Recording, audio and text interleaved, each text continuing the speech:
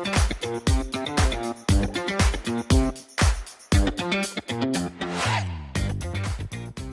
my name is Christian and I study mechanical engineering at Imperial College London, and I'd like to talk to you about sports and activities during COVID times at Imperial.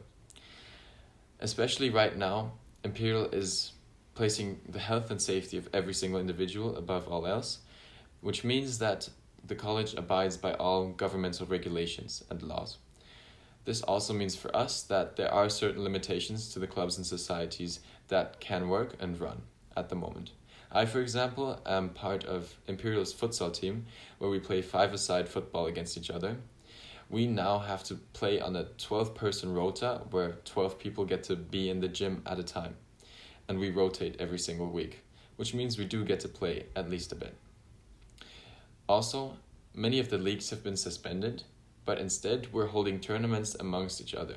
We play against each other within the team. A friend of mine who plays hockey plays seven-a-side hockey within the team. They are now playing a bit of a tournament amongst each other.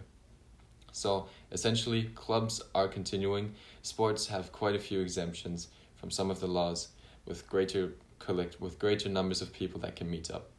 So it is true that sports and activities and social clubs are continuing, especially as they are very needed in times when lectures are mainly online. This is another part in the organization series, and I'm going to dive into how to structure your day, how to plan your day, especially when you're studying alone for longer periods on time. During COVID, during the pandemic, this is going to be the reality for quite a few students. So one of the ways that I've found to basically structure my day is to use, once again, sticky notes. By the way, this is my view out of my window. A bit of nature helps a lot when you do spend quite some time at this desk. What I do is I structure my day, obviously around the tutorials and the lectures that I have, and then I give myself breaks every 1.5 hour of work. I give myself a 15-minute, 30-minute break. And in that break, I either eat, have lunch, for example, or I watch YouTube videos, do something that has absolutely nothing to do with school or with uni. So that's kind of the way I go about structuring my day. And I have a bit of a to-do list. So depending on how many items are on those to-do lists, the more kind of 1.5 hour work sessions I plan for.